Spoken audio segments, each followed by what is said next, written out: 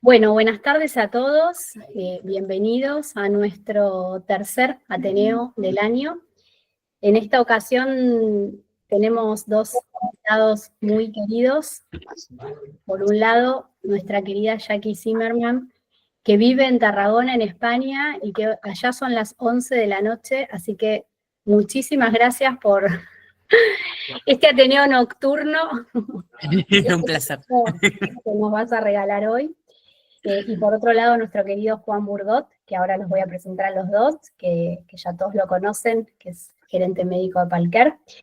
Un poco la propuesta que les hicimos hoy y que retoma lo que ya habíamos trabajado, se trabajó el año pasado en el Congreso de Tandil, tiene que ver con pensar el lugar de fallecimiento como factor de complejidad. Les pedimos tanto a Juan y a Jackie que nos ayuden a pensar qué es la complejidad asistencial, cuáles son los factores que la determinan, cómo podemos medirla, y cuál es la utilidad de, por un lado, diagnosticarla y medirla a la hora de pensar en cómo planificar los cuidados y sobre todo cómo pensar los diferentes escenarios al final de la vida. Así que esa es un poco la propuesta que traemos para la tarde de hoy. La idea es que primero los chicos presenten y en un segundo momento vamos a abrir el espacio para las preguntas. Así que bueno, los voy a presentar rápidamente. Por un lado, Jackie es médica, especialista en clínica médica y en cuidados paliativos. Actualmente Jackie se desempeña como médica de cuidados paliativos del Servicio de Oncología del Hospital San Joan de Reus en Tarragona, España, y además es docente universitaria de cuidados paliativos en varias universidades y una referente en Argentina desde hace muchos años.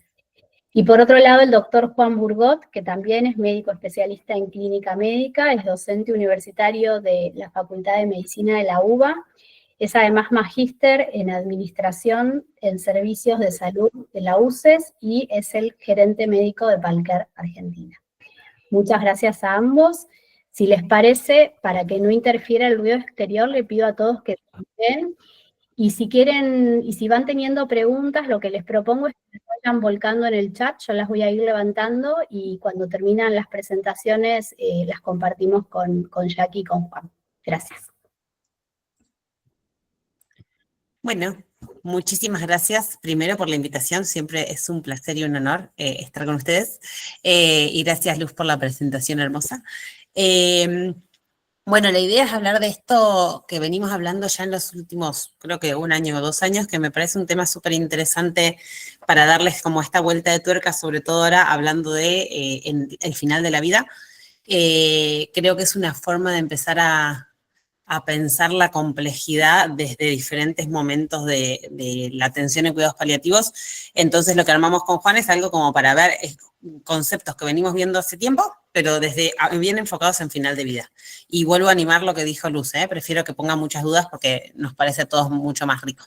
Así que anoten dudas. Juan, vos pasás, ¿no, Juan? Sí. Señor, yo te voy diciendo.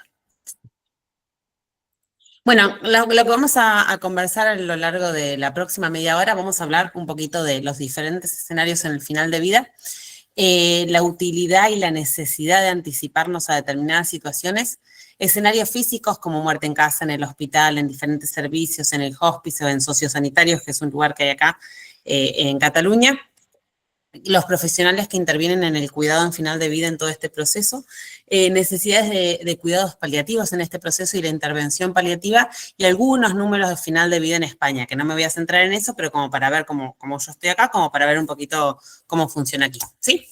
Bien. Perdón. Siguiente. Pasa. Bueno, entonces cuando empezamos a hablar de la complejidad y empezamos a hablar de final de vida, vemos a veces la punta del iceberg. Hay veces que cuando contemplamos un paciente o una familia, vemos solo una puntita y tenemos que como empezar a indagar para llegar a ver qué tenemos por debajo. Sí. Entonces, en todo este iceberg y todo lo que hay por debajo del paciente que estamos atendiendo, vamos a tener muchas cosas. Vamos a tener el lugar donde estamos atendiendo al paciente y donde ese paciente quiere fallecer, los síntomas que tenemos en el momento de nuestra valoración, la situación social, la situación familiar, la patología de base, la información que hay en ese momento y cómo se manejó la información durante todo el proceso diagnóstico. Todo eso son cosas que si podemos hacer una valoración rica y empezar a mirar un poquito más allá y abrir un poco la mirada, vamos a poder detectar. No siempre en una primera o una segunda valoración, pero sí a lo largo de nuestro seguimiento. El tema es ver con qué mirada, con qué anteojos miramos la situación que tenemos delante y cuánto podemos llegar a detectar, que creo que es una de las cosas fundamentales para hablar hoy, ¿no? ¿Qué hacemos para detectar este iceberg que se esconde por debajo? Siguiente. Bueno, entonces acá tenemos que ver algunos factores que tenemos que tener en cuenta, ¿no? Entonces, tenemos que ver predictores de complejidad y de mortalidad, que esto es lo que es lo complejo de la complejidad, predictores de necesidades especiales como intervención en cuidados paliativos especializados a lo largo de este seguimiento y sobre todo, y como si tengo que decir algo de la charla de hoy, es esto de anticipar, empezar a anticiparnos desde la primera consulta. Creo que esto hace la gran diferencia. El siguiente. Entonces, vuelvo al concepto de complejidad, que yo sé que lo vengo nombrando como, bueno, muchos somos los mismos que en las últimas charlas, ¿no? Pero que lo vengo nombrando bastante, y es la importancia de empezar a ver la complejidad. ¿Por qué? Porque la complejidad es algo grande, es algo que es el conjunto de características emergentes de cada caso, pero evaluado desde una visión multidimensional. Estoy leyendo una de las definiciones de Tuca que me encanta, ¿no? Que es en su particular interacción va a conferir una especial dificultad en la toma de decisiones. Entonces, una incertidumbre en los resultados y una necesidad de intensificar una intervención sanitaria. ¿Qué quiere decir? Que para mí es lo más importante de todo, que tenemos un conjunto de características evaluadas desde una visión multidimensional que lo que hace que sea o no compleja es la interacción de todos estos factores en determinado momento temporal. Porque muchas veces puede haber factores que puedan sonar complejos de un lado o del otro, pero como que se interaccionan de una manera que no se vuelven complejos. Entonces acá está el arte de ver cómo valoramos esta complejidad. Siguiente.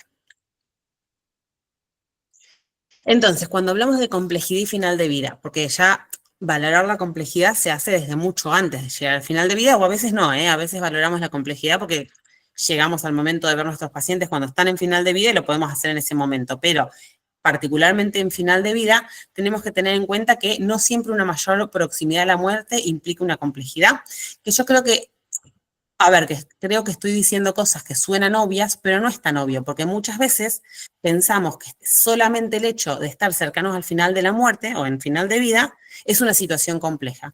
Y hay situaciones, y esto creo que todos los que trabajamos en esto, que estamos acá, sabemos que muchas veces hay situaciones de final de vida que no son complejas. No solo el hecho de estar en final de vida nos confiere una complejidad. Pueden presentarse diferencias cualitativas en diferentes momentos evolutivos de la enfermedad que hagan que una situación o una familia o un caso sea complejo en un momento, deje de serlo en otro, que ahora vamos a poner algunos ejemplos. Y hay ciertos síntomas o grupos de síntomas que muchas veces decimos, bueno, este síntoma o esta situación clínica es compleja, pero muchas veces con la interacción con otros factores pueden no serlo.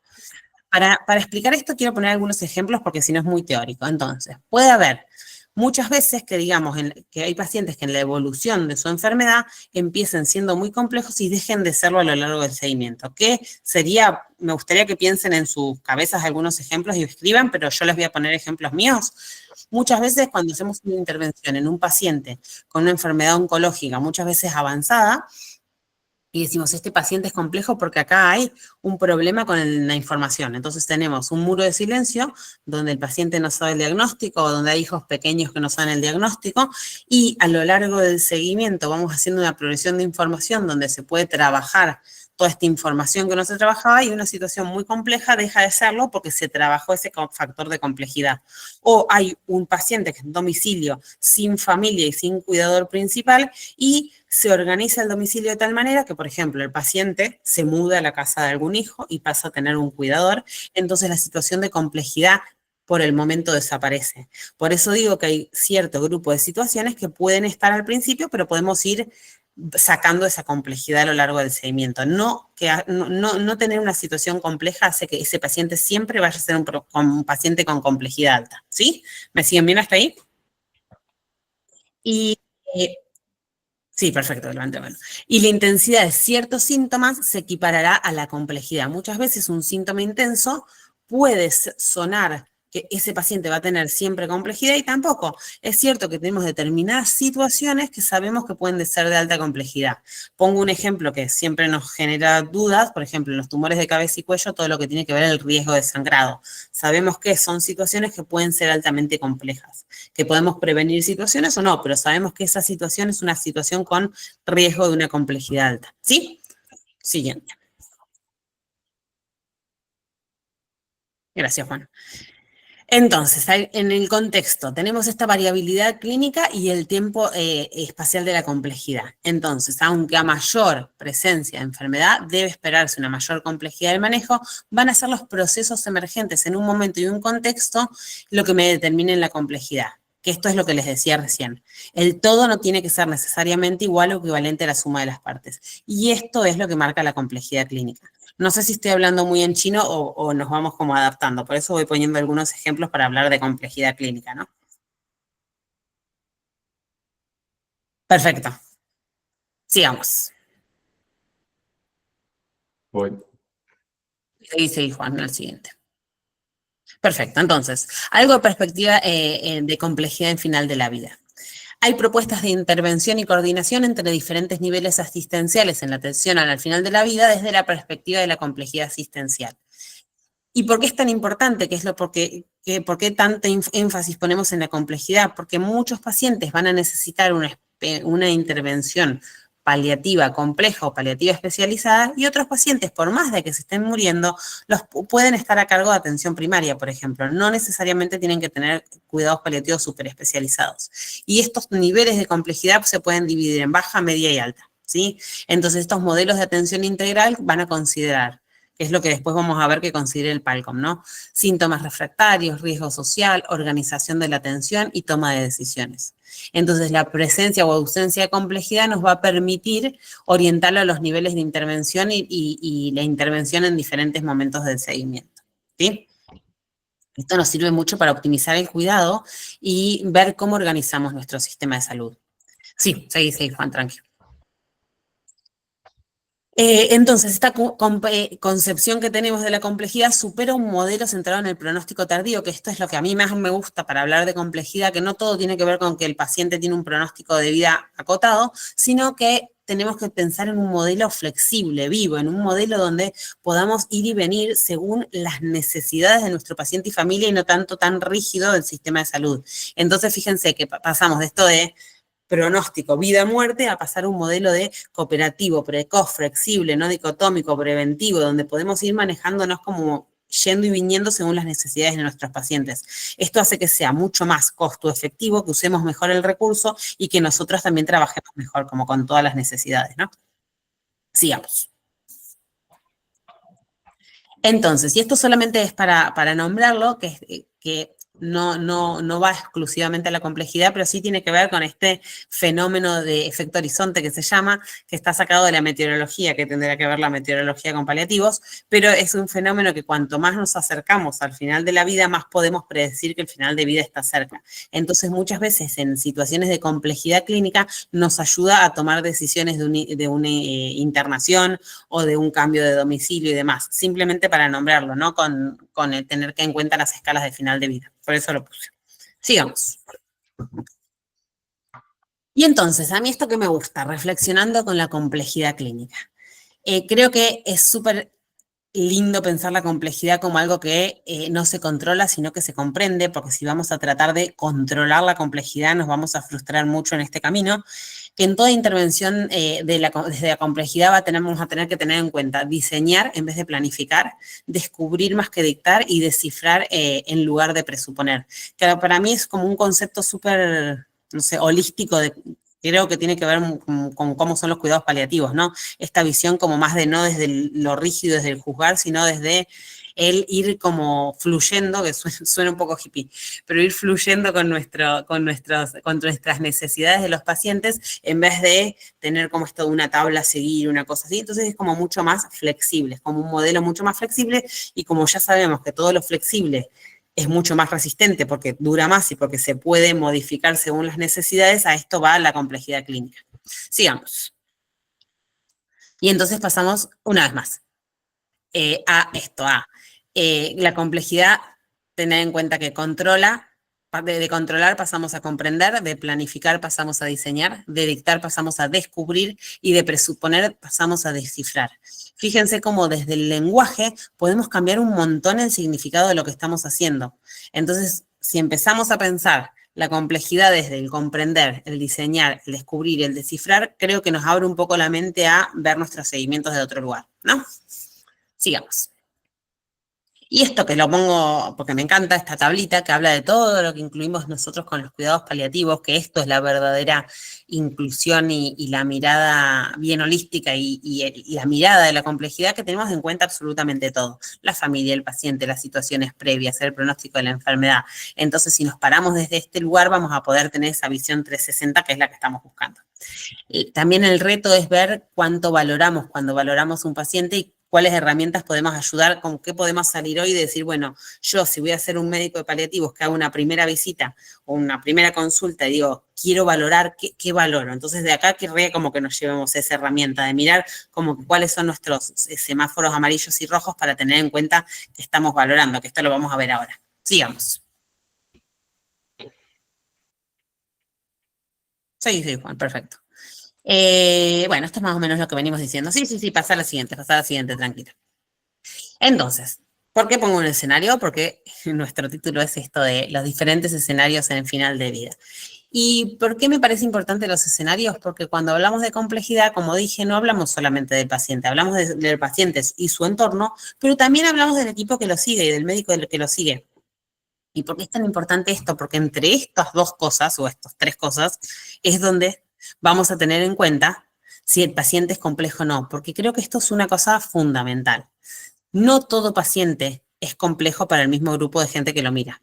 Es decir, nosotros los que hacemos paliativos hace mucho, tenemos casos que para un médico de atención primaria pueden ser muy complejos, pero nosotros que venimos haciendo esto hace mucho tiempo, no nos parece un caso complejo. No es porque seamos unos genios, ni porque seamos superiores, simplemente porque tenemos mucha experiencia clínica en ver este tipo de pacientes.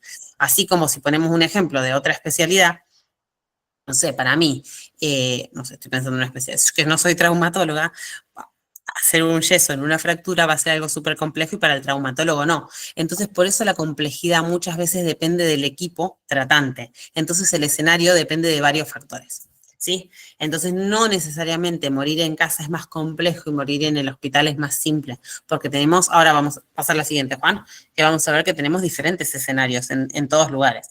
Acá tenemos una bella casita que me encantó y tenemos, ese ahí es mi hospital, miren que parece un aeropuerto del futuro, es mi hospital.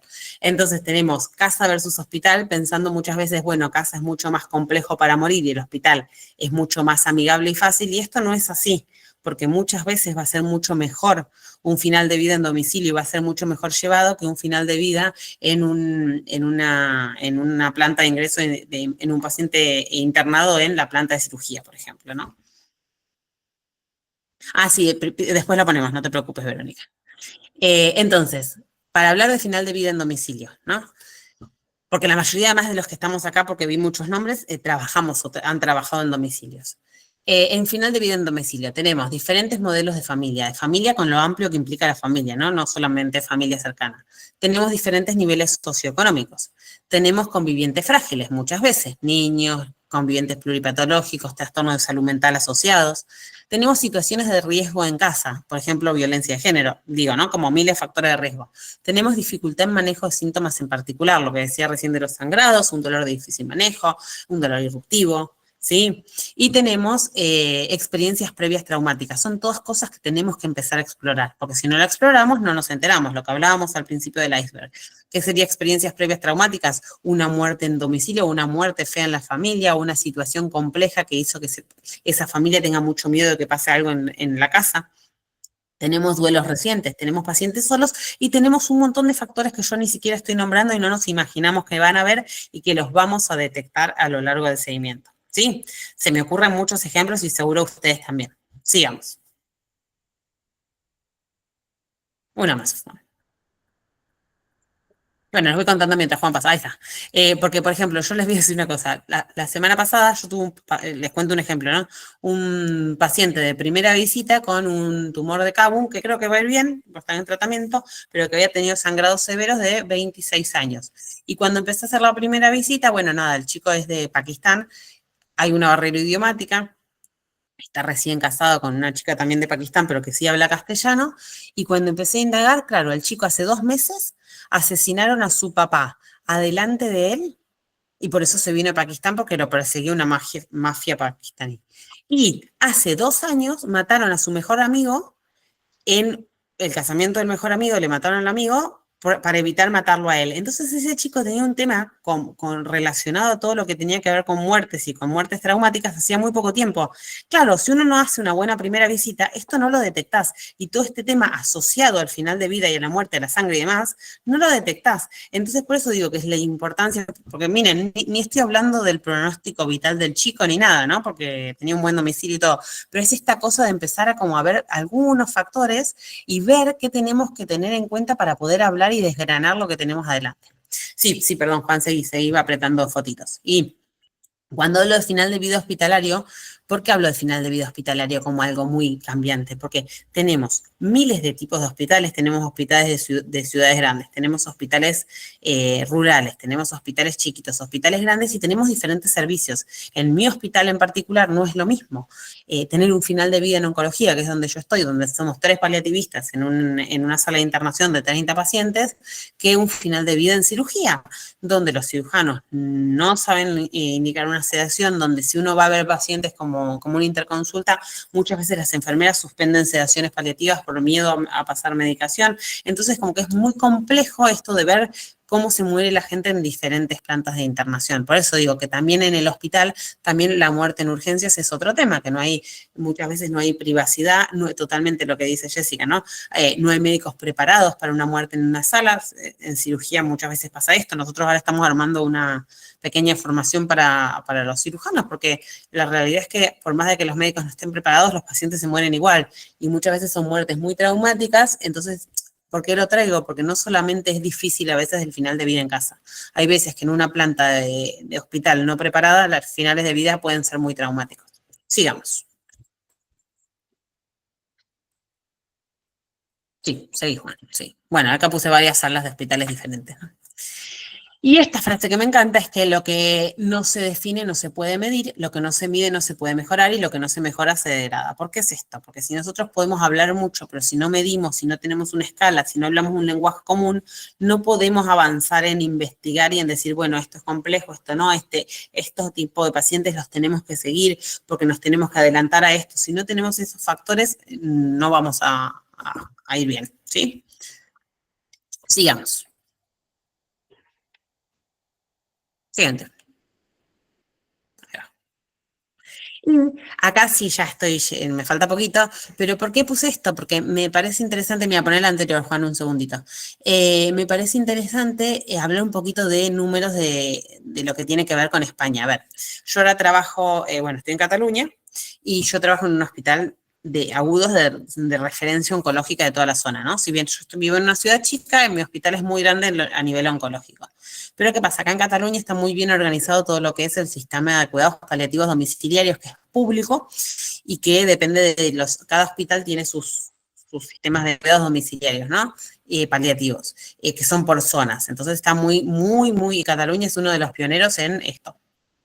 Pero estuve buscando un poquito de artículos de final de vida y cómo muere la gente en España en el último tiempo, porque como para digamos, actualizar un poco, y me pareció muy interesante algunas cosas que encontré, como por ejemplo que el fallecimiento como conclusión, ¿no? Este era un artículo que era el lugar de fallecimiento de las personas con enfermedades susceptibles de cuidados paliativos en las diferentes comunidades autónomas de España. Entonces, acá no me interesa hacer una diferencia entre las comunidades ni nada, quiero hacer algo global. Y hablaba del fallecimiento que se produce con hospitales mayoritariamente, o sea, la gente en España se muere principalmente en hospitales. Pero que aumentaba mucho la posibilidad de morir en domicilio, ¿saben qué? Las enfermedades oncológicas. ¿Por qué les parece esto? Porque es donde más intervención paliativa hay y donde más planificación de cuidados hay en cuidados paliativos oncológicos. Después también era interesante, hay muchísimos artículos, ¿no? Pero en todos los que leí, el factor común era que fallecer en un hospital fue principalmente en pacientes jóvenes y pacientes solteros. Los pacientes que no tienen pareja estable, digamos, no casados legalmente, digamos, que no tienen pareja estable, tenían mucho más riesgo de morir en hospital que los que no, y los pacientes jóvenes. Y también dije, bueno, voy a hablarlo con mi hospital y con la gente de mi zona, ¿no? Con los que hacen PADES, que son los cuidados domiciliarios paliativos de nuestros. Entonces hablé con la trabajadora social de los 3 equipos diferentes de la zona y todos coincidían en esto. Yo no les dije nada de los estudios que había leído y les dije, bueno, ¿ustedes qué ven en sus estadísticas, no? Y dice, bueno, los pacientes que más tienen riesgo de morir hospitalizados, que hacemos seguimiento en cuidados paliativos domiciliarios, son los pacientes jóvenes y los pacientes solteros. O sea, todo lo mismo que uno ve en las estadísticas, que me pareció súper interesante.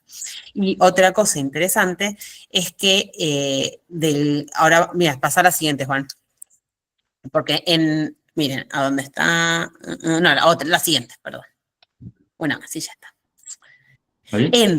En Andalucía, fíjense en esto, en 2010 hubo un 59% de muertes intrahospitalarias cuando habían hecho una encuesta, o sea, hay un montón de encuestas de esto, ¿no? De la gente que estaba sana y bien, cuántos querían morir en hospital y solo el 20% de las personas deseaban morir en hospital. O sea, del deseo del 20% de personas que deseaban morir en el hospital, el 60% morían en el hospital. Pero que no los quiero marear con cifras. En el PADES, que es el equipo domiciliario nuestro de Tarragona, y en el de Reus, los dos tienen cifras similares, el 34% de los pacientes que tienen en seguimiento fallecen en domicilio. O sea, en los equipos domiciliarios nuestros, pacientes que están en seguimiento por cuidados paliativos domiciliarios, 34% de los pacientes en el último tiempo murieron en domicilios. Y esto, si uno ve las cifras de los artículos que hay, es similar. ¿Pero qué estamos hablando? Estamos hablando de pacientes que están en cuidados paliativos domiciliarios, como si fuera un PALCAR, pero de acá, público, ¿no? Esos pacientes, el 34% mueren en domicilio. Y entonces esto me lleva a decir a mí, bueno, ¿esto es un fracaso que sea ese número o no es un fracaso? Y bueno, depende de lo que hablemos como fracaso o como éxito.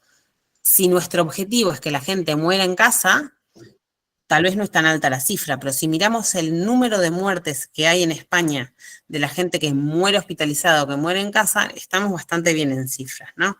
Porque hay muchos factores que influyen en dónde muere la gente.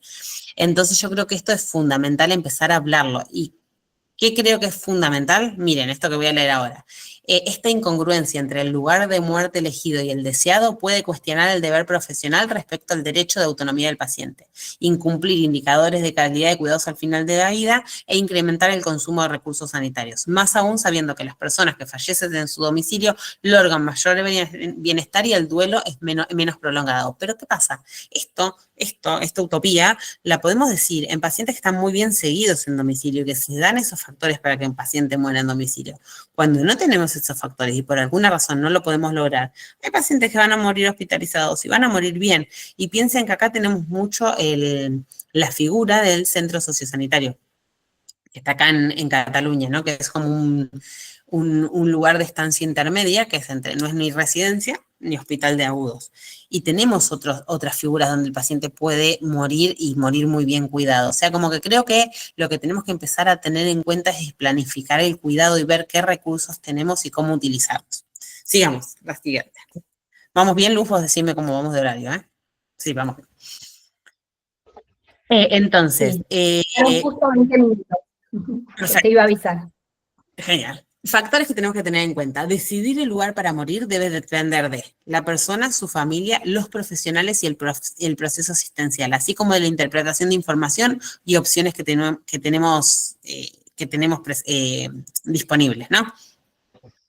Muchas veces, y esto lo van a ver ustedes y me lo van a decir seguramente, durante el seguimiento vamos a ver que esto va cambiando. Hay veces que hay pacientes que de entrada van a decir, yo no quiero morir en domicilio, pero cuando empezamos a hacer un buen seguimiento, hacemos un buen control de síntomas, se habla con la familia, se ambienta la casa, ese paciente dice, yo prefiero morir en casa. O no lo dice, pero pasa y sale todo perfecto. Y a veces puede pasar lo contrario, puede ser que nos anticipemos a todo, que tengamos un muy buen cuidado en casa y por alguna razón haya una complicación, el paciente quede ingresado y fallezca ingresado. Digo, como que no tiene que ser nuestro último predictor de nada, pero lo que sí está probado en todos los estudios que hay acá, en Inglaterra, en Argentina, es que si nos podemos anticipar y tener una buena red de cuidado, la muerte en domicilio va a aumentar un montón.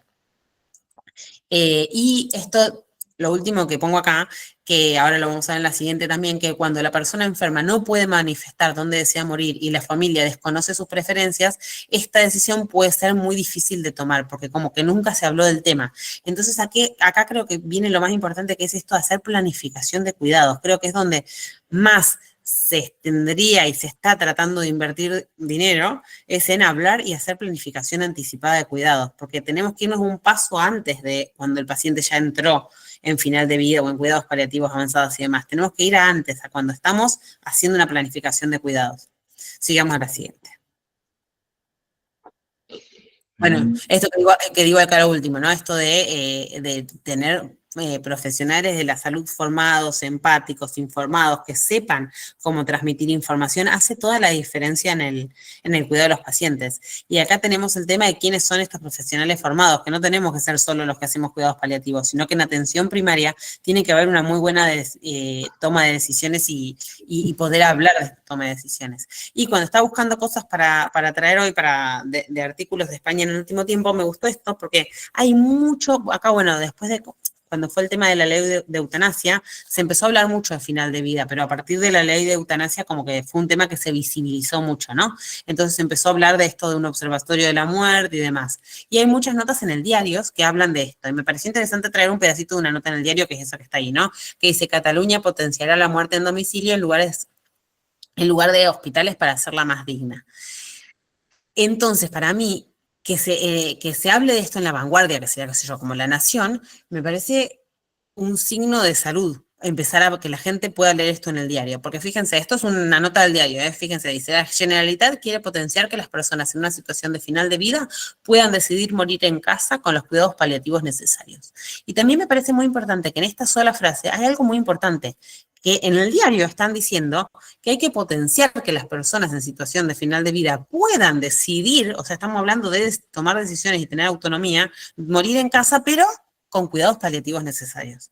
Entonces estamos hablando de una necesidad, que es lo que tendría que estar presente para poder tomar una decisión real, y que recibir una atención digna no sea necesario estar en el hospital, porque antes, como si no, es como tener, bueno, estoy en el hospital, estoy bien atendido y estoy en casa y no. Y estas son las cifras parecidas a las que yo les leí en el otro artículo, ¿no? Pero esto puesto en el diario, y por eso me pareció tan importante. Y que en el diario también, y no es en este solo, pone: al ser preguntada sobre el sacar los hospitales haría falta más recursos para atención a domicilio, han dicho que existen 96 equipos de programa de atención domiciliaria y equipos de soporte, que esto es lo que yo les decía del PADES, y hay que ver cómo son los flujos entre hospitales, residencias y domicilios. Y como algo positivo a raíz de esto, es que acá en Cataluña cambió mucho este sistema de atención paliativa domiciliaria, que hasta el COVID era de lunes a viernes de 8 a 3, y los fines de semana había una atención muy cortita de 8 a 10 de la mañana, y ahora por ley es obligatorio que los equipos funcionen de 8 a 20 todos los días y los fines de semana tengan guardias de 8 a 20. ¿Qué genera esto? Que haya una mayor cobertura de cuidados paliativos domiciliarios. Y en la práctica esto disminuyó muchísimo los ingresos hospitalarios. Y esto lo digo yo como médica de un hospital oncológico, porque como los pacientes pueden llamar al PADES y el médico del PADES puede ir a casa siendo fin de semana o siendo las 5 de la tarde, hay muchas causas que van a hacer que el paciente venga menos al hospital y se pueda atender en casa, digamos, priorizando el dispositivo domiciliario como nivel de atención y disminuyendo los ingresos hospitalarios. Y fíjense que se creó este Observatorio de la Muerte, que lo que hace es ver qué es lo que quiere la gente y empezar a hablar del tema. Sigamos y ya termino, ¿eh? A la próxima, Juan. Entonces, por eso pongo esto, que para mí es fundamental ir a la planificación anticipada de los cuidados. Es fundamental poder hablar de esto. Y como para ir terminando, todo el tiempo hablamos de complejidad y ya saben que yo siempre hablo del PALCOM, que es la herramienta que es de Clinic, que la diseñó Tuca y sirve para medir la complejidad clínica, que como siempre hablamos sirve para muchas cosas. Una cosa es para ver el recurso que tenemos, para fijar cada cuánto hacemos las visitas, y también sirve para ver si tenemos que hacer un seguimiento por paliativos especializados o no hacerlo, y también sirve mucho para anticiparnos en cuidados de final de vida o ver dónde hacer ese final de vida. ¿Y por qué sirve mucho? Porque nos ordena y porque nos pone la complejidad sobre la mesa. Entonces, ¿qué valora el Palcom para los que no lo conocen? Mira, pasá si querés a la siguiente, Juan, que la tengo subrayadita. Valora si hay una carga sintomática alta, si hay un dolor potencialmente de difícil control, si hay un deterioro funcional asociado, si el paciente tiene algún factor de riesgo sociofamiliar, ya sea niños en la familia, pacientes dependientes, antecedentes de duelo reciente patológico y demás, y si hay algún conflicto ético existencial, si hay alguna disociación en tratamientos, si hay alguna deseo de adelantar la muerte, si, pues, todo esto son o antecedentes de o riesgo de suicidio. Todo esto nos va a dividir la complejidad en baja, media y alta, que es lo que les decía antes. Y entonces nos sirve para decir, ¿un paciente complejo puede morir en casa? Por supuesto que sí, pero tenemos un montón de cosas que tenemos que tratar y que capaz necesitamos una intervención de un equipo de cuidados paliativos avanzados, o sea, nosotros, ¿no? Que digamos, bueno, tenemos que intervenir por esto, esto y esto. Y nuestras visitas tienen que ser más frecuentes o tenemos que ir a ese domicilio antes de tiempo porque ese paciente va a necesitar más seguimiento, ¿sí? Y nos sirve mucho para ordenarnos y sirve para esto del lenguaje común que decía antes, decir, bueno, ¿qué estamos haciendo y cómo lo hacemos? Sigamos. Bueno, entonces, seguir la siguiente, Juan, porque es esto y esto que es lo que les mostraba. Fíjense, con un paciente con una complejidad baja vamos a poder hacer un seguimiento con una atención de equipo de primaria. En una media vamos a hacer una atención paliativa especializada, que seríamos nosotros, y en una alta sí o sí vamos a hacer una atención paliativa especializada, que puede ser o un equipo PADES, o sea, un PALCAR, o una unidad de cuidados paliativos hospitalarios. ¿Cuál es el riesgo? Que perdamos el seguimiento o que no veamos pacientes lo suficientemente seguido entre la baja y la media. Ahí es donde más se pierden los pacientes y ahí es donde muchas veces ocurren muertes en lugares o de formas que no es como querríamos que sean. ¿Sí? Y bueno, ya estamos terminando. Entonces, algunas formas de intervención importantes como para tener en cuenta, intentar anticiparnos a situaciones complejas de final de vida. Creo que si algo quiero que se lleven de mi charla es esto. Primero, detectar y segundo, anticipar. Una vez detectadas las situaciones, poder hacer intervenciones correctas y concretas y planificar dentro de las posibilidades que tenemos. Siempre se puede planificar algo. Si hay situación de últimos días en un ambiente hospitalario, intentar el pase de servicio de un servicio más adecuado y si eso no se puede, hacer un seguimiento y un acompañamiento en el equipo en el que esté. Y sobre todo lo que yo creo que una bandera que quiero llevar es como hacer formación en todos los otros servicios. Y en pacientes con complejidad mayor, intentar un ingreso en una unidad de cuidados paliativos, ¿no? Si no es posible internación o en un lugar apropiado, brindar soporte paciente-familia y educación de la familia. Evitar frustraciones del equipo, porque por más de que muchas veces tratemos de que las cosas sean impecables, perfectas y hagamos todo, muchas veces puede pasar que las cosas no salgan como queremos, que alguien no muera de la mejor manera, pero bueno, sabemos que son las reglas del juego y que a veces puede pasar a pesar de que hagamos todo lo posible para que no pase. Y muchas veces, a pesar de los esfuerzos, no todo saldrá perfecto. Y después ponemos ejemplos, ¿eh? Y la siguiente, ya estamos. Listo, ya estamos. Muchísimas gracias. Ahí está. Seguimos. Me pasé un poquito, ¿no? ¿El tiempo? Estamos bien, estamos bien. Bueno, hubo varios comentarios, pero los vamos abriendo al final, ¿eh? Así seguimos con... Bien, bien. Bueno, buenas tardes a todos. Gracias, Jackie. Voy a esforzarme por hacerlo un poco cercano a lo tan bueno y tan bien explicado que hiciste vos y tan ameno para la escucha. Bien, yo voy a centrar, bueno, lo que viene en los siguientes minutos, bueno, va a estar por ahí más el foco puesto en la gestión de los recursos y en explicar la complejidad en la coordinación de esos recursos. Bueno, explicar qué es y cuáles son los determinantes, la complejidad asistencial, esa palabra complejidad, por ser redundante, no deja esperemos que no deje de tener sentido. ¿Por qué y para qué medimos esa complejidad? Ya que lo dijo muy bien, ¿no es cierto? La necesidad de medir y de ser objetivos para poder comparar, para poder hablar todos el mismo idioma. Quiero compartir con ustedes después un caso clínico y que identifiquen cuáles son los factores de mayor complejidad en ese caso. Y por último, bueno, poder compartir también cuál es la experiencia que tenemos como organización de cuidados, tratando de representar bueno, la experiencia, el trabajo y el sentir de todos los que participan, digamos, de esta organización, pero que es similar a tantas otras, y cuáles son los factores que influyen en los equipos para la atención domiciliaria al final de la vida, y cuáles son las contribuciones que queremos poder hacer y sobre todo, y al final, poder ponernos de acuerdo o comentar o proponer, bueno, como dice, hay propuestas para el futuro. Bueno, yo repetí varias veces, está entrecomillado porque mi abuela decía que no hay como en la casa de uno. Siempre digo, mi abuela vivía en una casa un departamento muy pequeño, vivía sola, ella prefería no viajar mucho, no quedarse a dormir en mi casa. Pero siempre decía, no, yo me voy a mi casa, aunque sea tarde, y se iba a la suya. Siempre me quedó eso como frase de cabecera. Y la repetimos también entre mi familia y mis primos, como decía la abuela, no hay como en la casa de uno. Y la verdad que hay mucha en el cuerpo de conocimiento que tienen los cuidados paliativos, hay mucha evidencia y también hay, en el peor de los casos, un alto grado de consenso en que, bueno, las personas prefieren, como bien dijo Jackie, en España y en todo el mundo, mayoritariamente morir en su domicilio, pero la mayoría fallecen en los hospitales. También hay evidencia en que los modelos de atención domiciliaria en cuidados paliativos son costo efectivos comparados con otros modelos de cuidado estándar o habituales, ya sea con atención domiciliaria no especializada o, por supuesto, los cuidados, digamos, paliativos en la alta complejidad. Y que los pacientes, como también contó Jackie, que acceden a servicios de cuidados paliativos en el último año de la vida, tienen más chances de fallecer en domicilio que en quienes solo reciben cuidados habituales en su hogar o no tienen ningún otro cuidado.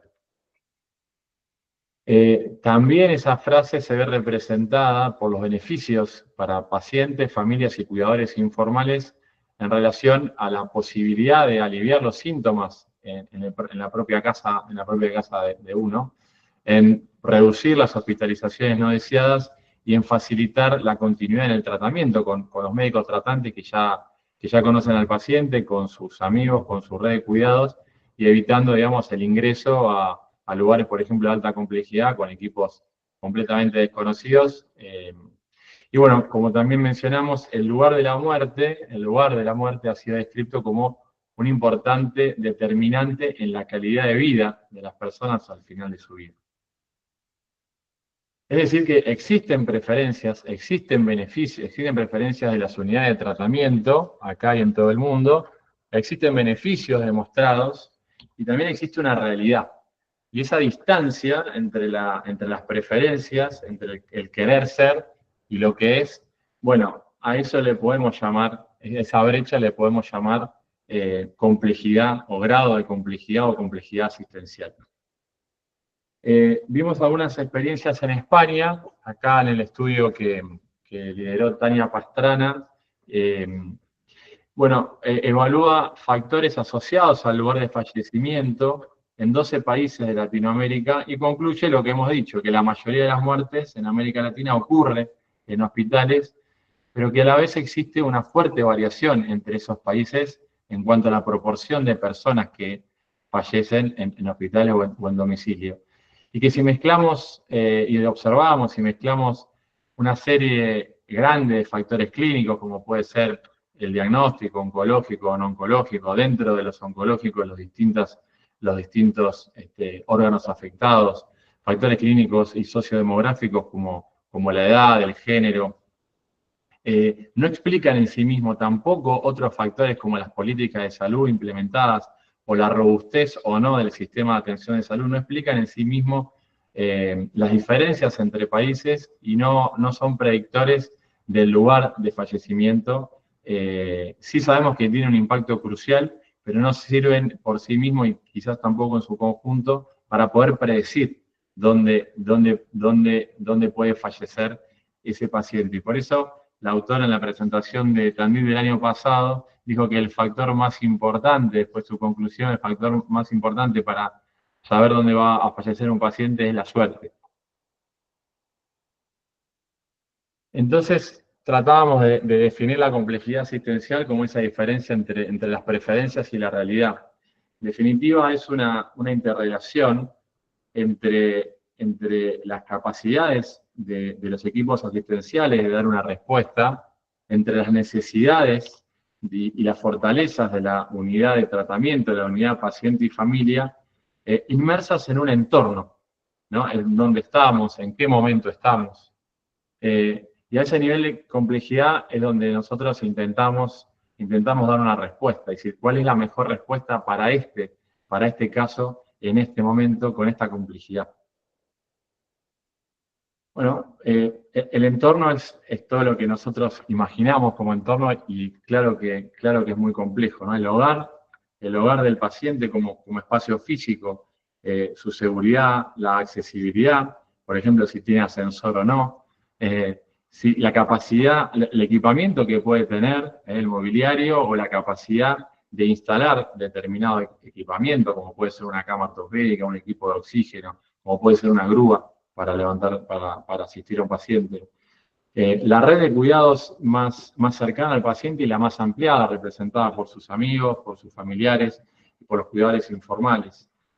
El entorno es la capacidad de suministro de atención médica representada por todo lo que es el sistema de salud y especialmente por la capacidad de coordinar y de disponer de profesionales médicos, enfermeros, kinesiólogos, psicólogos y demás.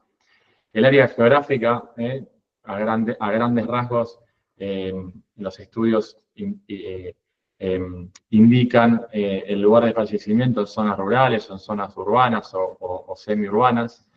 La cultura, ¿no? Las experiencias previas en cada familia, las creencias en las distintas comunidades, las instituciones con las cuales pueden ser religiosas o no, con las que podemos interactuar, y la accesibilidad a otros dispositivos de atención, por ejemplo, cuán accesible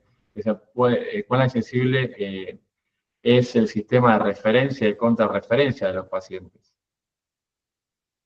Por ejemplo, en un lugar urbano donde tenemos una gran disponibilidad o una gran accesibilidad a lugares de alta complejidad, parecería ser más fácil que un paciente fallezca en alta complejidad. Pero también podría ser que esos lugares de alta complejidad sean caros. Y entonces, en lugares que hay un gran recurso disponible, los pacientes no pueden acceder. Así que terminan falleciendo en domicilio, pero no porque lo prefieran o porque sea lo mejor. Bueno, de esa gran variabilidad de factores es a lo que denominamos el entorno. ¿Cómo podemos medir esa complejidad asistencial? Bueno, conocemos, ya que hizo una breve descripción de una de las herramientas que evalúan sistematizadamente la complejidad, que es el PALCOM, y existen otras, como por ejemplo el Hexacom, que incluye otras variables, y en este caso, por decir una sola característica, si bien puede ayudarnos a evaluar otras esferas, bueno, también es más compleja y cuanto más preguntas tiene, la aplicabilidad y en determinados escenarios, como puede ser el domicilio, puede ser un poco más complejo, pero es bueno conocerlas a todas para poder elegir cuál de esas herramientas es más útil para nosotros en un determinado escenario. Y todas ellas estratifican la complejidad en alta, media o baja, bueno, como explicó Jacqueline. Nosotros en Palker hasta el momento no utilizamos una herramienta sistematizada y hacemos evaluaciones semi-estructuradas, básicamente realizadas por médicos especialistas en cuidados paliativos. ¿Y por qué queremos medir la complejidad? Bueno, es nuestra obligación, es nuestra gran motivación poder adecuar los recursos y los servicios que tenemos disponibles para brindar a cada situación clínica y sociofamiliar y a las preferencias del paciente y de su entorno. Por eso es necesario medir la complejidad para poder destinar los recursos adecuadamente. Esta evaluación debería poder facilitar la planificación del lugar de la muerte porque ese esfuerzo contribuye a una mayor eficiencia del sistema.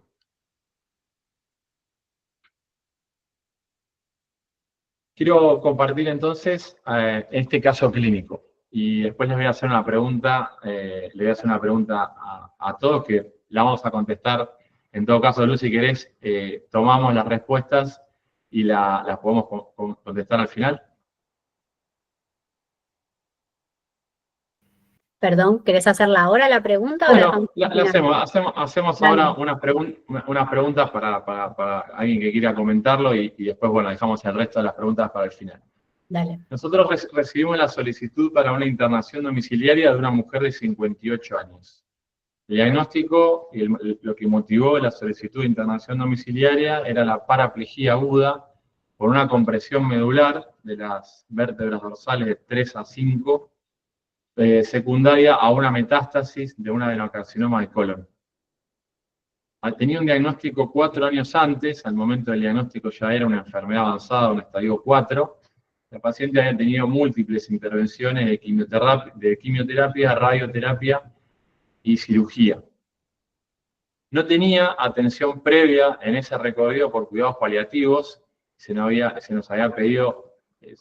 teníamos prohibido, pedido de no decirle que éramos de cuidados paliativos. Vivía en un barrio privado en la zona norte de Gran Buenos Aires. Tenía un esposo médico, un hijo conviviente, estudiante universitario. Se nos había dado la posibilidad de otorgarle todo lo necesario para el egreso domiciliario lo antes posible. El primer día recibimos la solicitud de evaluación en la internación hospitalaria para poder planificar el egreso con ID. Al día siguiente fue evaluada por un médico especialista en cuidados paliativos y se comunicaron los requerimientos y las necesidades al financiador. Al tercer día, al día 3, o sea, un día después, se le enviaron al domicilio insumos descartables, el colchón de aire, silla de ruedas. Se organizó un equipo de enfermería para cubrir 12 horas diurnas, un equipo que incluía además kinesiólogo, el médico especialista en cuidados paliativos, una psicóloga especializada en cuidados paliativos, pero que la familia rechazó como recurso. Y ese mismo día egresó al domicilio y inició con el servicio de enfermería en el domicilio. Era un día sábado, una paciente con un ECOG 4. Permaneció en el domicilio durante 11 días. En ese trayecto de días recibió una visita de un terapista ocupacional, 3 visitas del médico especialista en cuidados paliativos, 11 días consecutivos de atención de enfermería por 12 horas cada día, la presencia de una enfermera auditora en el terreno y 5 visitas de kinesiólogo durante esos días. Tuvimos muchas comunicaciones entre el familiar, el financiador y nuestra coordinación. Y en el día 14, a pedido de la familia, fue derivado a un centro de rehabilitación de muy alta complejidad y falleció 13 días después. Entonces, bueno, para tener 3 o 4 respuestas, les pregunto, ¿qué elementos ven ustedes que suman complejidad a la atención, en este caso, en el domicilio? ¿Alguien quiere levantar la mano? Levantar la mano, por ahí ir escribiendo en el chat, Juan, si querés. Dale, lo que vos digas. Sí. Bien, familiar médico es un factor de complejidad. Los médicos somos difíciles. La activación tardía, dijo alguien, de la internación domiciliaria. Bueno. Las expectativas también de rehabilitación, ¿no? Bien, exactamente, sí, toda la terapia de kinesiología y terapia ocupacional eran en respuesta a esa demanda, ¿sí? Cerco de silencio, están escribiendo. Cerco de silencio, perfecto.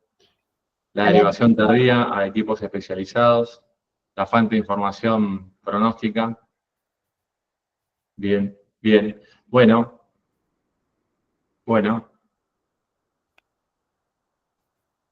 No comentar sobre el equipo de paliativos, bueno, todo lo que tiene que ver con la comunicación y con, de alguna manera, lo que ubican como cerco de silencio, ¿no? O por lo menos la interposición en la comunicación entre el equipo y la paciente o el paciente. Rodrigo dice el cambio funcional abrupto, ¿no? Si cuando un síntoma, o un signo o un síntoma irrumpe agudamente, bueno, es cierto que la paciente en este caso deambulaba, es decir, con una enfermedad avanzada, pero deambulaba y no tenía dolor. En este caso, se fue a dormir y al despertarse, digamos, no se pudo levantar y tenía ese síntoma, así que eso es cierto también. Bien, después continuamos ahora con la presentación y vamos a seguramente poder identificar retrospectivamente algunos de esos elementos que yo digo, bueno, es la evaluación de la complejidad más allá del PALCOM, ¿no? Y eso también, bueno, por supuesto que la herramienta, como cualquier herramienta, está destinada y tiene utilidad para poder comparar una serie de ítems, pero por suerte, la habilidad, la experiencia y la adaptabilidad, digamos, de los especialistas a cada caso pueden identificar distintos niveles y distintos factores de complejidad para poder adaptarse y dar respuesta. Bueno, muchas de las variables que condicionan el poder morir en el domicilio, fallecer en el domicilio, son las que tenía este caso y las que ustedes muy bien pudieron identificar, ¿no? Si existen preferencias que son expresas del paciente y la familia, en este caso no estaba, no se había conversado de eso. La disponibilidad y capacitación de cuidadores informales para acompañar en el final de la vida. La disponibilidad de medicación esencial, incluida los opioides en el domicilio, la disponibilidad de equipamiento que puede incluir oxigenoterapia y demás. Dijimos que la presencia de niños es un predictor negativo. La disponibilidad de enfermería o otros cuidadores formales, el apoyo psicológico especializado, la distancia geográfica que hay entre el paciente con sus familiares, con otros cuidadores o con el equipo especializado de internación domiciliaria. El proceso de certificado de defunción, esto me parece interesante en el artículo que describe características de Latinoamérica, cuentan cómo, bueno, es una limitante para fallecer en el domicilio, los pacientes quieren acceder de cualquier manera, aunque sea en condiciones de mayor sufrimiento, a una institución, porque no está claro o no existe un proceso virtuoso de certificado de defunción y dan intervención incluso teniendo que permanecer muchos días después del fallecimiento en el domicilio para que la justicia y la policía intervengan, ¿no? Entonces me pareció interesante cómo son distintas realidades que no son las que vivimos nosotros en ese caso, ¿no? El acceso limitado a hospitales de mayor complejidad, la carga sintomática, que muy bien la evalúa el PALCOM, el grado de urbanización o el grado del burnout del equipo tratante, ¿no? Son todos factores que condicionan la posibilidad de la atención domiciliaria al final de la vida. ¿Cuáles son los principales predictores para fallecer en el domicilio? Bueno, los principales son justamente coincide con lo que decía Jackie, el de disponer de cuidados paliativos multidisciplinarios en el domicilio es uno de los principales predictores.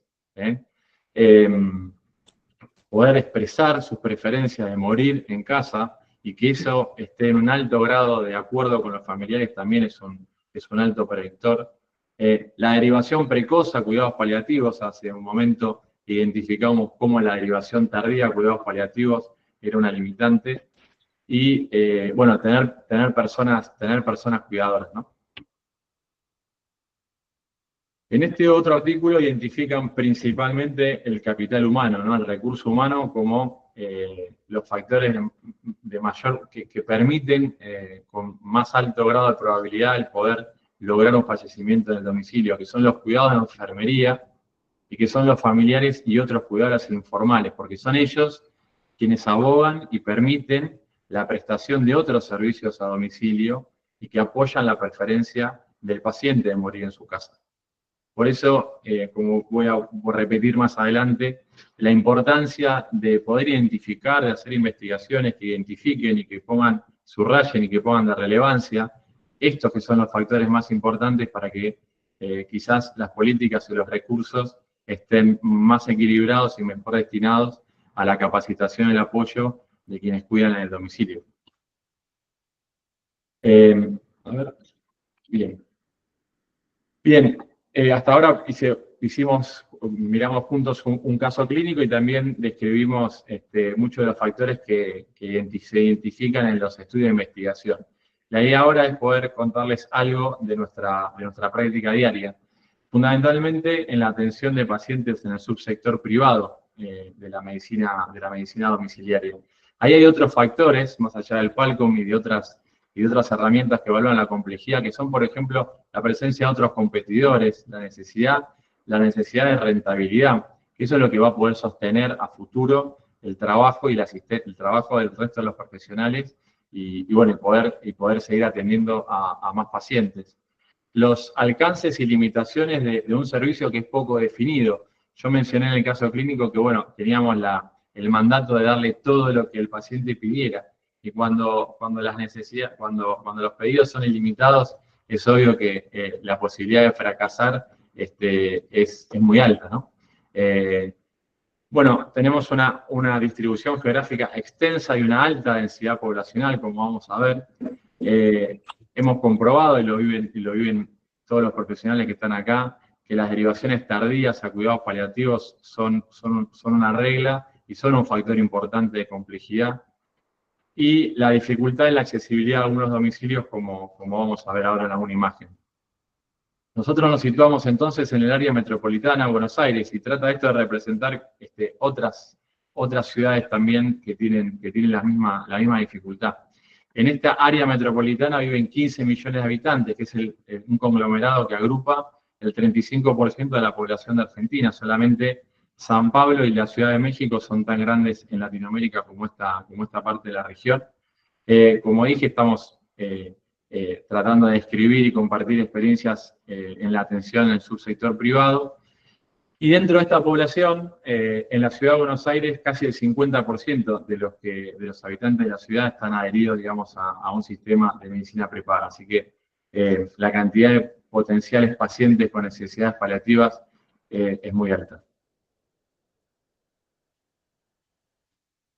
Bien, arquitectónicamente esta foto puede querer decir que es un ámbito amable y para poder desarrollar un cuidado al final de la vida en domicilio, pero a veces el acceso de los equipos y la coordinación de servicios también es complicado en una región como la que estamos describiendo, y como ya dijimos, la accesibilidad a los domicilios es un factor grande de complejidad.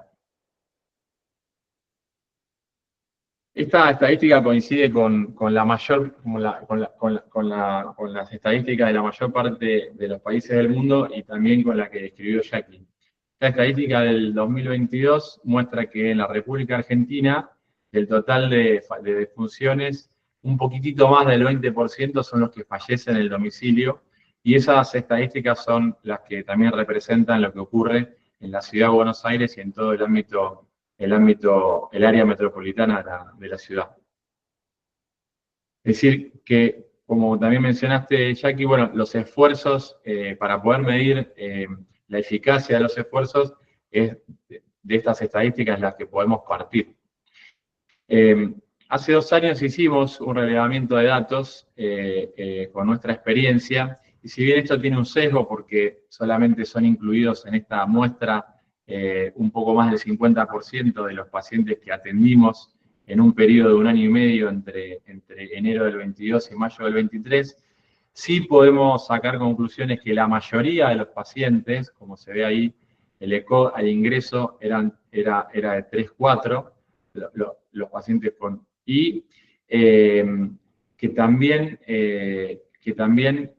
las derivaciones eran tardías o muy tardías, porque ese grupo de pacientes, fíjense como el 10% de los pacientes los atendimos menos de 7 días y un 41% menos de 30 días. El promedio de seguimiento antes del fallecimiento es alrededor de 40 días, ¿no? Entonces, y la mayoría de estos pacientes, como el caso clínico que mencionamos, no habían tenido atención previa especializada, a pesar de, por ejemplo, como en el caso clínico, ¿no? 4 años de enfermedad, una enfermedad avanzada al momento del diagnóstico, múltiples intervenciones.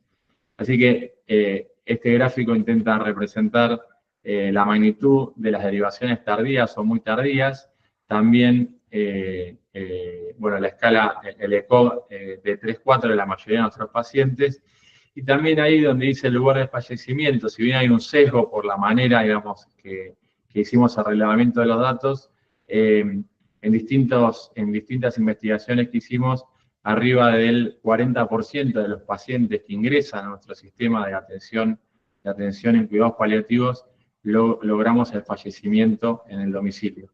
Así que, bueno, eso va en la dirección de lo que han demostrado otros estudios, que cuando hay intenciones o cuando hay cuidados especializados, la posibilidad de lograr el fallecimiento en domicilio aumenta o puede aumentar significativamente.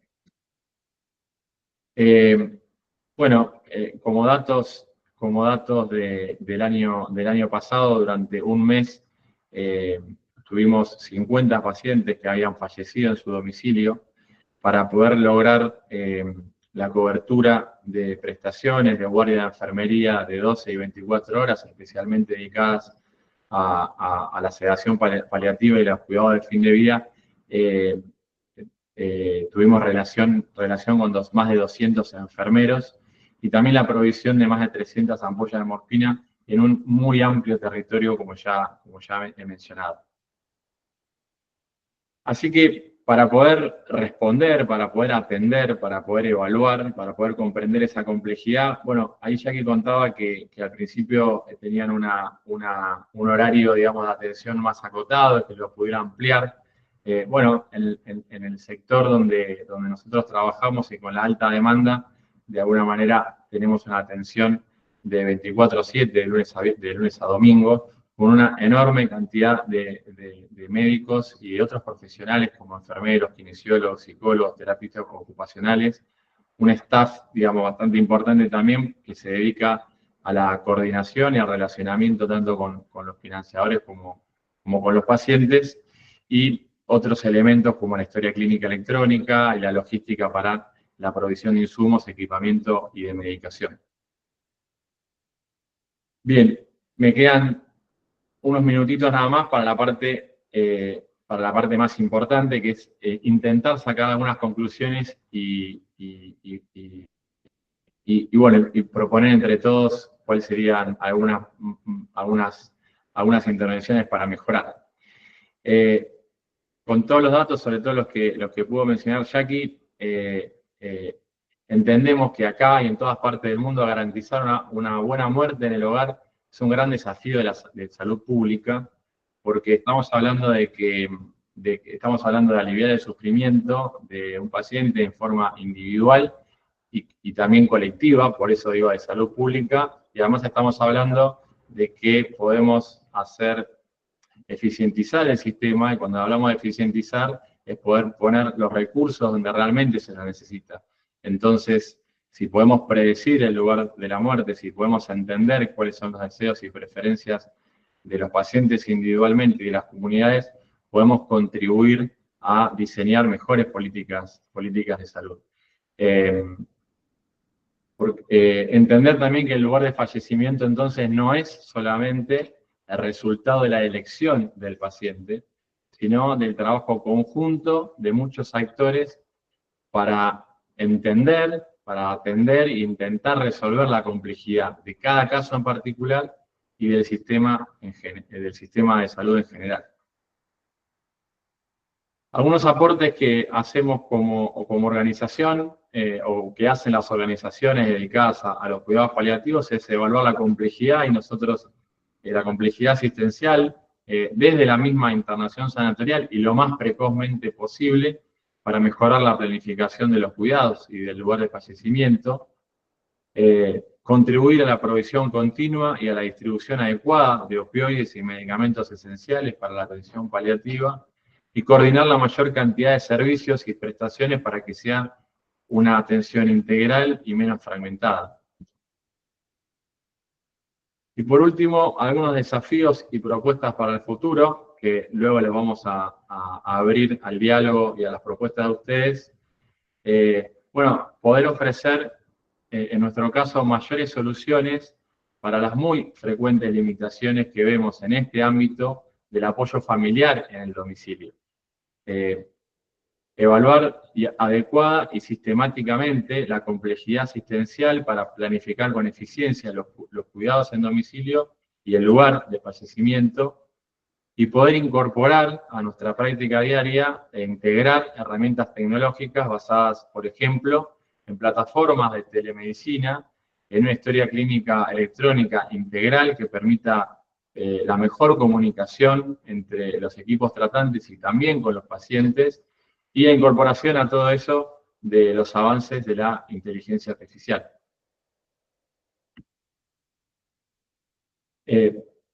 Otras propuestas, ¿no es cierto?, de desarrollo, este tipo de reuniones, este tipo de investigaciones que fuimos mostrando y las que podemos hacer sobre el costo de efectividad y otros aspectos de los cuidados paliativos pueden o deben contribuir al diseño de mejores políticas en salud.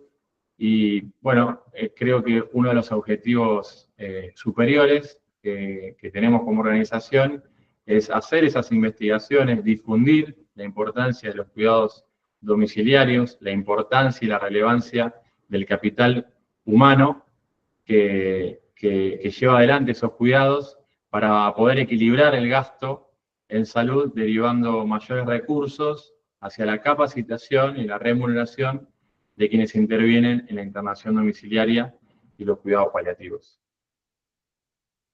Bueno, por ahora nada más.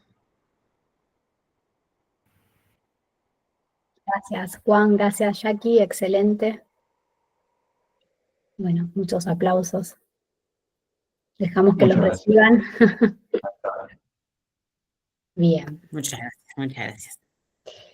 Bueno, mientras ustedes iban hablando, hubo, no preguntas, pero sí varios comentarios, varias acotaciones que fueron haciendo, todas bastante como en línea con lo que, no las voy a leer todas, pero sí como rescato como las ideas más importantes que, por si ustedes quieren agregar algo, que fui leyendo, que fueron escribiendo. Por un lado, la importancia de evaluar la complejidad. Por otro lado, a veces como la evaluación de la complejidad puede tener el límite de la falta de equipos especializados e interdisciplinarios a la hora de evaluarlo. La importancia de la planificación anticipada de los cuidados, que los dos han hablado de esto, como un modo de garantizar que los pacientes y las familias reciban la atención que desean y que necesitan, que es un enorme desafío, bueno, pero digo, es uno de los desafíos que tenemos que afrontar.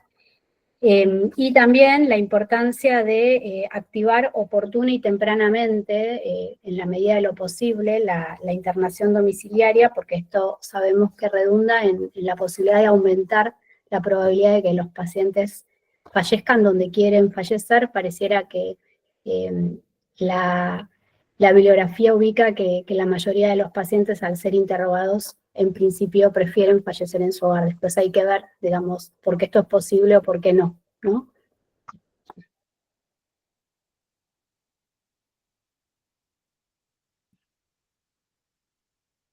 Bien. Sí, totalmente. Para agregar una cosita para agregar, gracias Luz, por todo. Totalmente de acuerdo con todo lo que fueron diciendo. Tener en cuenta que, bueno, que valorar la complejidad sirve para como hacer que este proceso se acerque lo más posible a lo que quieren los pacientes, pero también puede pasar que en el seguimiento, porque también eso, recién cuando hablaba Juan, que me parecía súper interesante pensar en esta trayectoria de enfermedad y que a veces el paciente va a fallecer internado, lo digo como era acá, va a fallecer internado, pero eso no significa ni que no sea un éxito terapéutico ni que, en el seguimiento, ¿no? Ni que además no baje los gastos en salud, porque más allá de lo que hablamos de todo lo bueno que hacemos por los pacientes, no es lo mismo un paciente que estuvo en seguimiento en un domicilio impecablemente seguido por un buen equipo con información dada y con buena planificación de cuidados, que ese paciente capaz tenga que estar en el hospital en los últimos días por mal control de síntomas o por algún síntoma complejo, pero no es lo mismo estar en una sala de clínica médica o de cuidados paliativos que estar en una terapia estadísticas sobre si se muere en casa o se muere internado, pero yo creo que los pacientes que están con un buen seguimiento paliativo, con tiempo de seguimiento y con buena información, cuando se internan no van a tener la complejización que muchas veces tienen pacientes que no tienen información paliativa o no están en seguimiento. Entonces también creo que es algo a tener en cuenta de cuándo ingresan y cuándo se hubieran internado si no están en un equipo de cuidados paliativos domiciliarios. Creo que ahí también es algo importante a tener en cuenta, no solamente en dónde se muere, sino cuánto tiempo está internado y cómo es esa internación y cómo lo vive la familia. Para no vivir lo dicotómico, ¿no? Como que el éxito sea en casa o en la internación. Totalmente. Bien, Jackie, sí, ahí yo lo puse en las conclusiones, no lo mencioné, ¿no? Ahí la muerte en el hogar no siempre, como organización de cuidados domiciliarios, tenemos muy claro que la muerte en el hogar no siempre está asociada a un buen morir con un grupo familiar preparado y con apoyo de los sistemas de salud, ¿no? No es nuestra culpa, ni vos, ni yo, ni nadie. La idea es romantizar el hecho de morir en el domicilio por el domicilio mismo. Está buenísimo. No, creo que los dos igualmente lo dejamos claro, pero digo que además están todos esos factores. Sí, también tenemos siempre la intención también de poder medir cuántos días estuvo internado en domicilio, cuántos días pasó, esperemos que confortablemente, y quizás por la irrupción abrupta de un síntoma o una situación inesperada, o porque no están dadas las cosas para que esos últimos momentos esté en el domicilio. Pero bueno, no deja de tener, quizás su estadía hospitalaria puede ser más corta, pueda ser más confortable, puede haberse hablado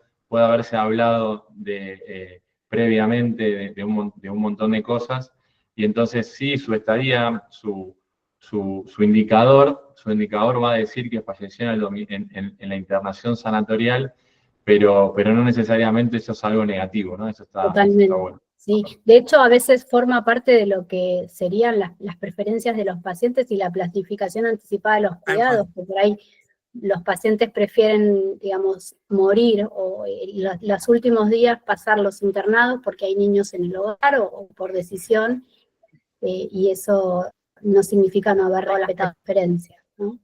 Natalia, sí, dale, Guille. Totalmente. No, por eso es importante, algo que pregonamos nosotros bastante de hace varios años, que es tener equipos también en los sanatorios, en los hospitales, donde podemos hacer un seguimiento de esos pacientes. Si fallecen en el hospital o en la institución, poder acompañar al equipo tratante con una mirada paliativa, supervisando parte de las acciones y pudiendo hacer que no se transforme en el hogar, pero por lo menos sí se transforme en un fallecimiento con síntomas lo más controlado posible, aunque no estén en la casa. Y creo que cuando se puede articular esa transición de hospital a domicilio por el mismo equipo, o por lo menos con la misma filosofía de atención, la facilidad de trasladarse de uno a otro sistema es más suave, más amigable, por decirlo de alguna manera. Totalmente de acuerdo, sí, para mí eso cambia muchísimo. Esa continuidad asistencial que hace que fluya ese seguimiento se nota muchísimo. Yo creo que es algo que es un punto muy positivo de Palker, habiendo trabajado ahí, digo, y que yo también lo veo donde trabajo ahora, que los equipos estamos muy articulados, porque el de domicilio es uno solo y nosotros somos en el hospital de referencia, entonces como que podés hablar mucho, que tenés mucho contacto entre todos los equipos, y eso se nota, y se nota en el seguimiento, y además muchas veces somos nosotros los que, bueno, ustedes, o el que sea que lo sigue, que desaconsejás que se vaya a casa porque ves que ese paciente no va a estar bien en casa, por más de que sea el deseo, y se puede trabajar también eso, ¿no? Como se puede trabajar, mira, para nosotros no es lo ideal en este momento ir a casa por X, Y o Z, y también se puede trabajar como ir trabajando lo que hay con lo que hay y llegar a la mejor situación posible, o sea, a la mejor resolución posible con las situaciones que se tienen.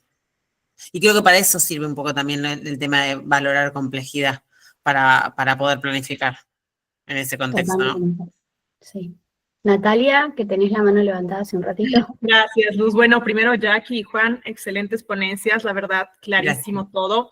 Es muy interesante que tú, Jackie, estando desde España, Juan desde Argentina, se tengan las mismas conclusiones, creo que a nivel mundial, de que justamente nosotros somos pro, obviamente, que el paciente pueda fallecer en casa siempre y cuando lo desee, pero hay este factor que muchas veces no se hablaba y que ustedes han hablado hoy, que es el hecho de que muchas personas no tienen familiares, son solteras o divorciadas. Y sí les puedo contar que aquí en Ecuador hace justo un mes más o menos tuvimos un caso de un médico que estaba en cuidados paliativos en un hospital, aprobó la aseguradora, teníamos ya organizado el equipo y lastimosamente ni un solo familiar, porque era divorciado, ni hijos, quiso hacerse cargo a pesar de que el deseo de este doctor era morir en casa. Y lastimosamente no se pudo cumplir este deseo porque no había esta cuestión que ustedes hablan. Por eso digo, en todo el mundo a veces hay estos factores que no se hablan mucho y que puede que el deseo del paciente sea tal, pero no haya este acompañamiento familiar. Claro que son casos excepcionales, pero hay estos casos, hay esta estadística, hay estos porcentajes que ustedes nos muestran que no hay muchas veces los familiares que puedan estar ahí o tener a alguien, son personas solas y que lastimosamente no se pueda cumplir ese deseo de estar en su lugar. Como decía Juan, me encantó tu frase, es más, hace un rato la reposté en redes de no hay mejor lugar que en casa, porque uno, su almohada, sus pequeños detalles que son de uno, el olor de sus sábanas, pero muchas veces no se tiene este familiar. Y por otra parte, como decías Jackie y Juan, ambos, muchas veces también pensamos que el mejor lugar es en casa, pero sin profesionales capacitados puede ser más bien perjudicial. Por eso hay que saber discernir, justamente hay que saber guiar bajo esta diferenciación de la complejidad, reaprender con estas cuestiones, Jackie, que tú has dicho, me ha encantado, la conversión de las palabras que pueden ser mucho más lindas, incluso para explicar a los pacientes, a los familiares, así que les felicito mucho. Quería contarles justo esta experiencia que pasó hace como un mes, que sí nos dio mucha pena aquí en Ecuador de no haber podido dar este servicio a este médico, porque no tuvo un solo familiar que le apoye, teniendo todo el resto de recursos. Como les digo, cobertura, nosotros ya teníamos preplanificado todo por el hecho de no tener un familiar. Y es muy triste, pero es parte de la realidad que muchas veces desconocemos y nos han sabido evidenciar ustedes con estas estadísticas desde distintas partes del mundo, pero aquí podemos ver que también en Ecuador pasa en porcentajes menores, pero pasa. Así que les agradezco muchísimo, súper claro. Siempre nos ayudan estos ateneos. Le agradezco también siempre a Luis y Guillermo porque capacitarnos siempre nos ayuda a crecer, a aprender con todos ustedes, con los profesionales que son y aprender de distintos lugares, porque vemos que a pesar de estar en distintos lugares, todo es parecido o de alguna manera nos afecta a todos. Así que me quería dar estos minutitos para agradecerles y contarles esta experiencia reciente que no la pudimos ofrecer por este tema de la familia. Gracias, Nati. Ahí hay un mensaje de Diego Lagomarcino. No sé si, Diego, te querés desmutear y decirlo, si no lo leo. Buenas, ¿cómo están todos y todas? Diego. Les pido disculpas por no tener la cámara activa en este momento, no me encuentro en condiciones de hacerlo, pero les quería transmitir algo que me parece importante, ¿no? Que justo mientras lo estaba escribiendo tenía que ver con lo que también estaba nombrando la compañera, porque tiene que ver con esto, ¿no? Cómo es que cada vez más se ve, muchas veces por limitación económica y muchas veces también por esta dinámica en la que estamos envueltos de la cotidianeidad, donde cada uno va construyendo sus familias y cuando llega la situación donde tenemos que cuidar a un familiar en estas condiciones, en cuidados paliativos, con la muerte siendo algo cercano, se comienza a dificultar un poco la posibilidad de alguna manera de poner ese stop, ¿no? a tanta locura cotidiana, a tanta costumbre, sobre todo cuando también hay otras complejidades, ¿no? Como pueden ser otros familiares con enfermedades complejas o con cuidados complejos, ¿no? Además de aquella persona que queremos cuidar y que está cerca de fallecer, que de alguna manera hacen que la presencia de cuidadores sea vital, muchas veces capacitados y formales es mucho mejor, pero eso también requiere un gasto adicional, ¿no? Que muchas veces tienen que cargar las familias, porque la mayoría de los servicios no los ofrecen aún, por diferentes razones que por supuesto desconozco, y creo que es ahí donde la idea, que ya es un tema que por supuesto se viene hablando bastante en paliativo, sobre las comunidades, bajo el nombre de comunidades compasivas, y la formación y participación de la comunidad civil, ¿no? De la sociedad civil en lo que significa el cuidar a quien tenemos al lado, que lastimosamente creo que es algo que hoy en día se está viendo bastante soslayado y dañado por ciertos discursos que surgen. Me parece que cuidar a quien tenemos al lado, lo conozcamos un poco más o menos, sentir un poco la empatía casi antropológica de un humano con otro, e involucrarnos en eso con cosas sencillas, ¿no? Nadie va a pretender a un vecino desconocido ir y estar 24 horas en su casa, pero desde cocinar una comida rica, caliente y pensar en un plato extra para ese vecino, por decir una pavada, ¿no? Son cosas que vamos a necesitar tener mucho más. Bien.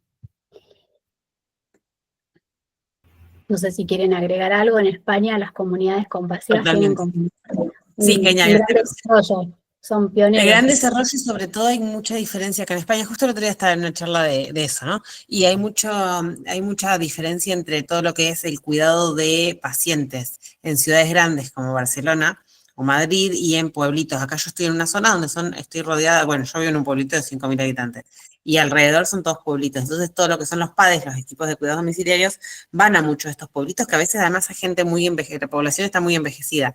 Y tal cual lo que dice Diego, que es muy interesante, porque es eso que la otra vez lo hablábamos en esta charla de final de vida, que en los pueblos, en ciudades chicas, es mucho más alto el índice de pacientes que fallecen en casa, porque hay como una comunidad compasiva, pero sin ser, o sea, informalmente, porque en los pueblos la gente se ayuda mucho más, se conoce de toda la vida, conoces a tu vecino. Ahora lo que pasa en las ciudades grandes es que no sabes quién vive al lado de tu casa.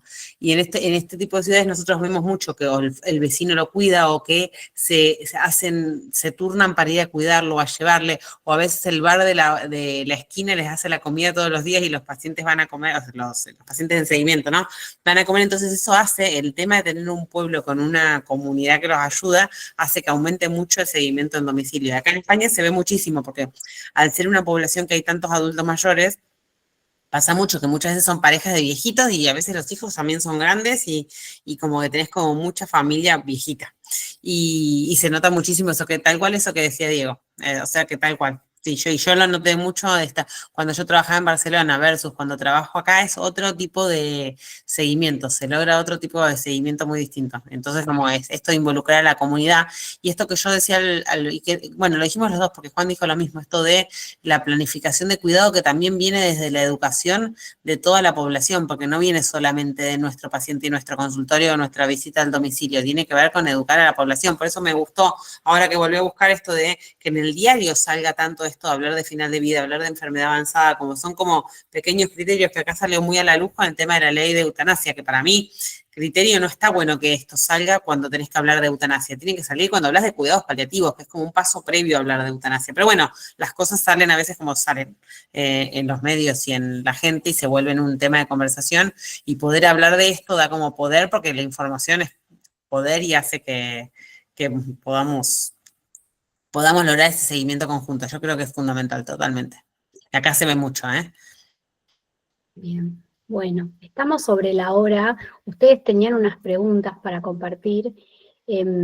Quizás yo, no sé si las querés presentar, no nos va a dar el tiempo para charlarlas, pero sí me parece que las podemos dejar planteadas para que cada uno las piense, porque me parece que hay cuestiones que tienen que ver con movimientos como más sociales, pero hay otras que me parece que para no quedarnos como en el terreno de la impotencia, sino que me parece que hay muchos cambios o muchas alternativas que podemos pensar nosotros, ¿no? ¿Cuáles son las barreras que encontramos para que un paciente pueda fallecer en domicilio? ¿Qué hacemos a nivel individual y como equipo, ¿no? Cada uno dentro de los equipos de los que forma parte para superarlas? Y si se nos ocurre alguna propuesta para el futuro. Por ahí la propuesta sería que se lleven estas preguntas que Jackie y Juan hoy nos invitan a seguir pensando, para ver qué podemos hacer, ¿no? ¿Qué recursos podemos instrumentar frente a situaciones de complejidad, y ver si eso ayuda a que cada uno desde su lugar pueda aportar su granito de arena para abordar la complejidad cada vez con más herramientas, y de esta manera ayudar a que los pacientes y las familias puedan tener como una última etapa más acorde a las preferencias, a los deseos y a las posibilidades. Bueno, muchas Muy bien, gracias, gracias. chicos. Gracias a todos. Estuvo Muchas buenísimo. gracias. Felicitaciones. Guille, no sé Muy si bien. querés decir algo. Gracias. No, Gracias. me surge la necesidad de transmitir que me parece esencial profundizar en la capacitación de todas las herramientas o de los cuidados paliativos en general a las personas que por ahí están en este momento transitando la capacitación y no están totalmente formados, porque bueno, para poder hacer una buena evaluación de la complejidad hay que conocer mucho de las necesidades de estos pacientes, y eso se aprende sabiendo cuáles son las herramientas de evaluación y cuáles son los aspectos que hay que considerar para poder hacer una buena evaluación de la complejidad que nos va a permitir anticiparnos y anticiparse, como decía Jackie y también Juan, son la clave para poder minimizar el riesgo de una muerte no controlada en cuanto a lo que es los síntomas y la contención del sufrimiento evitable. Solo eso, y gracias a los dos por sus excelentes ponencias y a todos los que estuvieron acompañándonos. Bueno, muchas gracias. Gracias. Bueno, nos Muchísimas vemos gracias a ustedes. el próximo mes. Ya en breve recibirán la noticia del tema y de la fecha. Un Bien. abrazo a todos. Muchas Y gracias. gracias por acompañarnos. Gracias. Gracias. Gracias.